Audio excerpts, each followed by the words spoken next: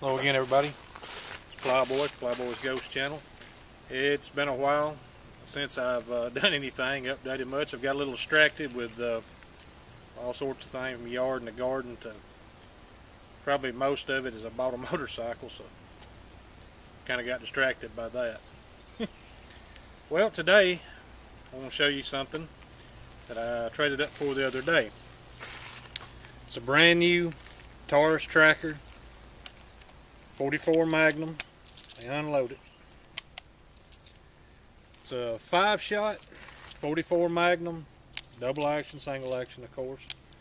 Not too crazy about the grips on it. It's got like those old, I don't know, I had a BMX bicycle back in the late 70s, early 80s that had those grips on it. And I'm not too crazy about the looks. They don't really feel that bad, but I'd like something with finger grooves in it instead of this bicycle grip feel. Got this for, well, I'm not really sure what purpose, but when you look down your guns and you see them all laying there and you see you've really got, out of 10 handguns, you've got 9 single action revolvers, well, it makes you think, I might need a double action too. So I traded up for that. 4-inch, well, it's actually 3-inch, and then a 1-inch ported chamber, as you can see. It's ported. Bought this, or traded for this, and then I got a Taurus 605 357 Magnum too. It's actually my pocket pistol now. So I'm still down to just one semi-automatic and a whole bunch of revolvers, and my 1911's not going anywhere, but it's still technically a single action, so I'm hung on it too pretty much. But anyway, we'll put a couple of rounds through this and let y'all see it going off. Now, I'm sure with some really hot loads, and I wouldn't go into plus P plus buffalo bore in this frame. I mean, it looks beefy enough, but not for plus P plus. Looking for my ears and I got them on. Ain't that something? Scatterbrained. Hell, I got my Jeep stuck coming out here to this spot. Had to get it out by myself. No, I don't have a winch. But there was enough rocks laying by. So anyway, you know, there's always room for a double action 5-shot revolver, especially one in 44 Magnum. Of course, my favorite caliber is 45 Colt, but there's nothing wrong with 44 Mag, especially when you reload for it.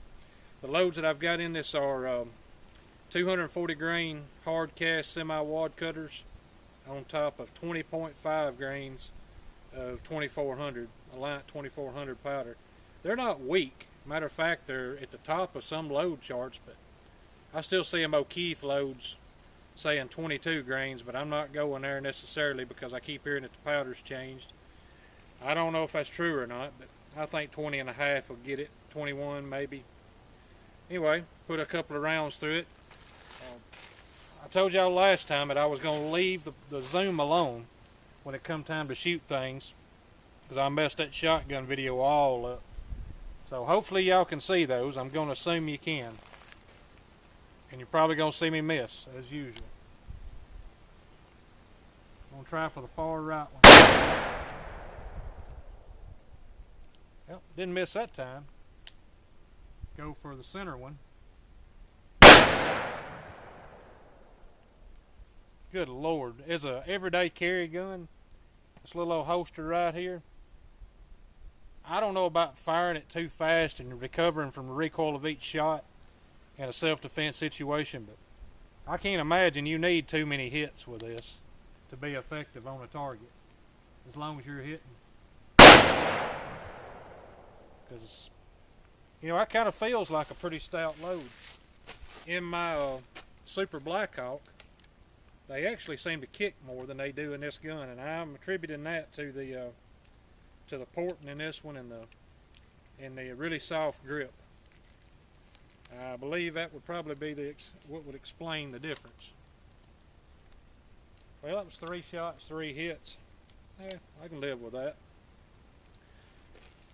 So, you know, everybody, not everybody, but you see online, it's an internet, I guess, repeater thing where people see that something they don't necessarily have any personal experience with is bad or Sometimes I guess it works that way, the things that they claim are good that may not be too.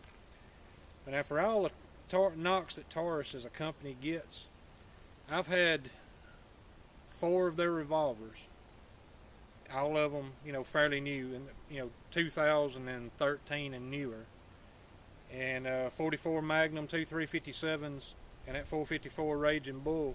And I'm gonna tell y'all right now, I can't find a thing in the world wrong with them. This one right here, I ain't moved the side on it yet. This is the way it come out of the box, and I'm holding dead center of those and hitting. This ain't the first time I've shot it. I have put 5 rounds through it the other day when I got it new. But out of the box, this was a pretty good handling gun. Like I said, I'm not crazy about the look of the grip, but I can't deny it's really soft and cushy. It works. What would be the purpose of a 4-inch 44 Magnum? I guess because you want it. That works for me.